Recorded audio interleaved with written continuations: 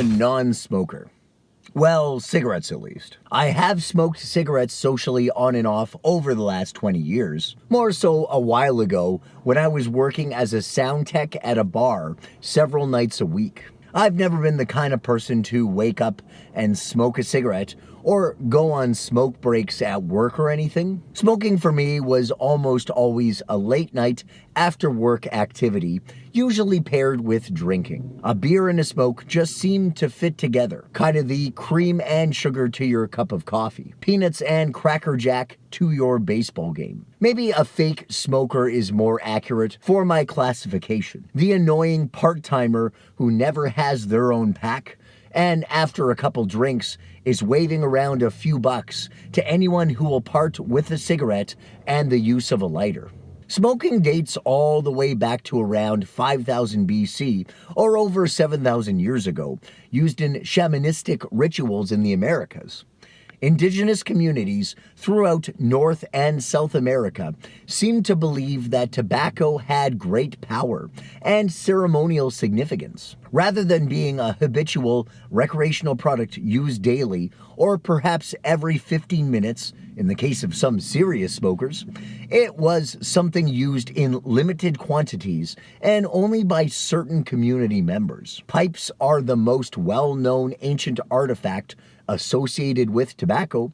However, there is evidence perishable materials were also used, like leaves, to make an ancient cigar type smokable. Aside from smoking tobacco, the plant was also ingested through other means such as chewing with lime, used as snuff, and by enema. Gross. On the other side of the world, in ancient Eurasia, cannabis might have been the plant of choice when it came to smoking. Cannabis was most likely not smoked directly way back then, and perhaps allowed to smolder on hot stones, in charcoal, incense, and other types of vessels inhaled indirectly. Maybe the earliest form of what we might recognize as the modern-day cigarette dates back again to the Americas in the 9th century. Reeds or smoking tubes were used to smoke tobacco out of as perhaps more of an ancient one-hitter kind of deal rather than a cigarette, but distinguished from the larger ancient cigar.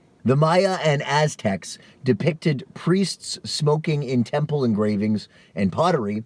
However, again, they probably did not smoke recreationally, and it was more of a special ceremonial type deal. There is some questionable evidence of pipes being used to smoke cannabis out of, dating to 10th and 12th century southeastern Africa, but nothing cigarette-like in that area until after the 16th century. By the time of the Euro-American contact, the indigenous communities of the time had many species of tobacco being grown all over the place. Tobacco is a common name for several plants in the Nicotiana genus and Solanaceae, or the nightshade family. There are something like 70 different varieties of tobacco plants. However, back in the 16th century, it's unlikely they had that many varieties. Again, various plant wrappers were used in the 16th century Americas to roll tobacco with, but it wasn't until tobacco was brought back to Spain in the 17th century where maize wrappers and eventually fine paper took over as the preferred rolling materials. The resulting product was called papelate and is documented in several paintings by Francisco Goya, an 18th century Spanish painter. By 1830, cigarettes had found their way to France, where they actually adopted the name cigarette. By 1845, the French state began to manufacture cigarettes in large quantities. The first patent cigarette making machine was actually in Mexico in 1847, made by Juan Adorno, but a better machine was invented in France in 1880 by James Albert Bonsac, which kicked up production from about 40,000 hand-rolled a day to 4 million. Now everybody could be a smoker. During the first half of the 20th century, smoking was the thing to do. Several events kind of coincided with the sharp increase, including the introduction of blends and curing processes that allowed the inhalation of tobacco to be way less harsh and not hurt super bad. Prior to this, cigarette smoke most likely wasn't fully inhaled by smokers and was smoked more so how one might just puff on a pipe or cigar. The invention of the safety match made lighting a cigarette more streamlined with less burnt fingertips. Improvements in mass production and transportation of goods brought the cost down, and ensuring shelves were always stocked. At the start of the 20th century, the annual per capita consumption of cigarettes in the US was 54, with 0.5% of smokers smoking more than 100 cigarettes a year. However, by 1965, the average had gone up all the way to 4,259 cigarettes a year, or about half a pack a day, with 50% of men and 33% of women identifying as smokers. Brands of cigarettes have been around since 1821, according to the internet, with Marati being the oldest. Marati is currently owned by Philip Morris, who also holds the biggest selling brand of cigarettes in the world, Marlborough. Like so many of the juggernaut brands of capitalism, Marlborough had humble beginnings, with one small smoke shop in 1864 London, owned by the actual Philip Morris. Morris died of lung cancer in 1872. However, his widow and brother continued the business, expanding to the USA by 1902. The Marlborough brand didn't actually hit the streets of the US till 1920s, first advertised as a luxury cigarette and later as the cigarette for women. With all these people smoking and having a great time hacking and coughing away, it's probably not surprising something like science tried to step in and ruin all the fun. The 1950 Weidner-Graham study was one of the first studies to attempt to answer the question, why does everyone who smokes seem to get lung cancer? Published May 27, 1950, a study of 684 proven cases found 96.5% of men with lung cancer were classified as moderate to heavy smokers for an extended period of time compared to the general hospital population control group. The Wynder-Graham study actually drew info from a much older study in 1775 as well. The 18th century study found a higher instance of cancer in chimney sweeps,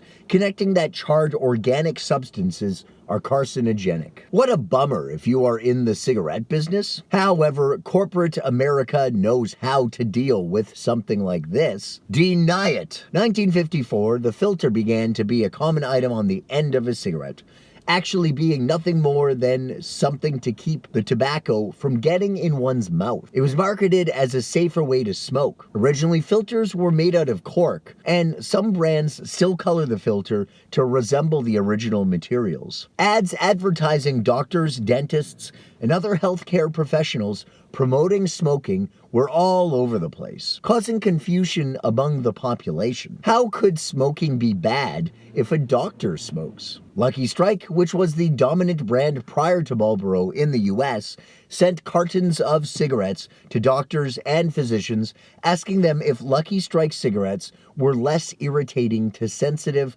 and tender throats. Doctors were quoted in the study to support this claim. It seemed like the cigarette industry had sidestepped the pesky science monster who tried to extinguish their giant, huge profits. However, another huge blow came on January 11th, 1964, when Luther L. Terry, the Surgeon General of the U.S. Public Health Service, released the first report of the Committee on Smoking and Health. There were already something like 7,000 articles relating smoking and disease.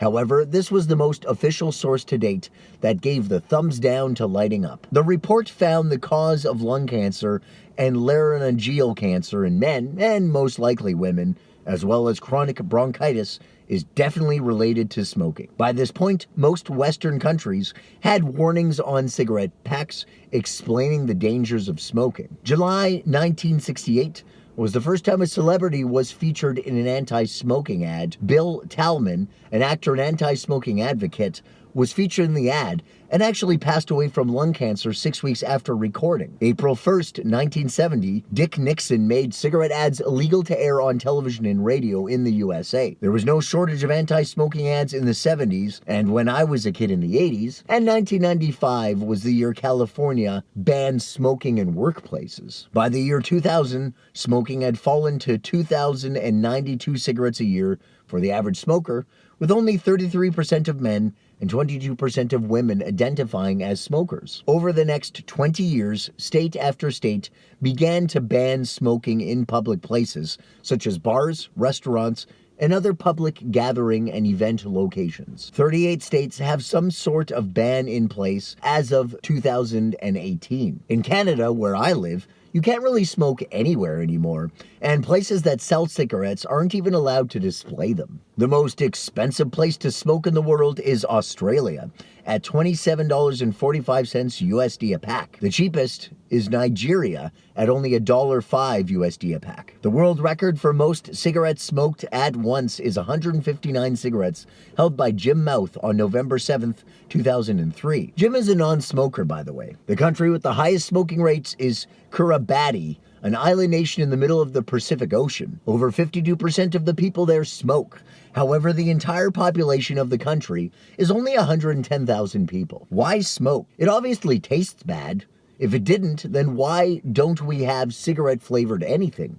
Aside from cigarettes, of course. It objectively stinks, or they would have cigarette-scented air fresheners and eau de cigarette aftershave and cologne. I can't say why I tried that first cigarette. I can't say why I enjoyed it. I get the appeal of going for a smoke. It's a socially accepted reason to break away from the crowd for a moment. Instead of saying, cool, I'm going to go stand outside by myself for 5 minutes, you can just say, I'm going for a smoke. Perhaps there is something oddly appealing about shortening your life a little bit, lopping off a decade or two at the tail end of it all, when most of us are unable to make it to the toilet in time or operate modern technology with any accuracy whatsoever. Kurt Vonnegut, the author, once said, I'm going to sue the Brown and Williamson Tobacco Company, manufacturers of Pall Mall cigarettes, for $1 billion. Starting when I was only 12 years old, I have never chain-smoked anything but unfiltered Pall Malls. For many years now, right on the pack, Brown and Williamson have promised to kill me. But I am 82 years old. Thanks a lot, you dirty rats.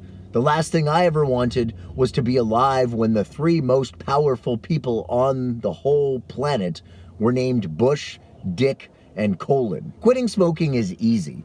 Just don't smoke. Next time someone offers a cigarette or you are going to buy a pack, remind yourself, I am a non-smoker. If you don't want to quit, then don't.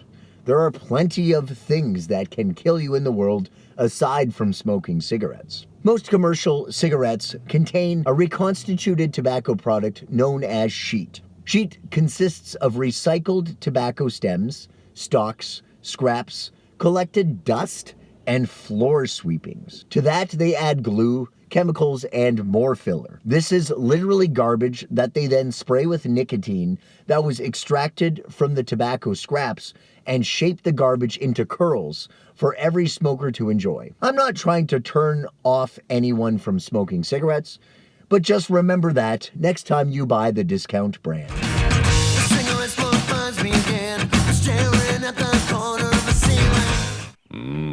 Classy. You see, Lisa, it's been an unlucky year for Laramie. A lot of the people who smoke our product have been, well, dying.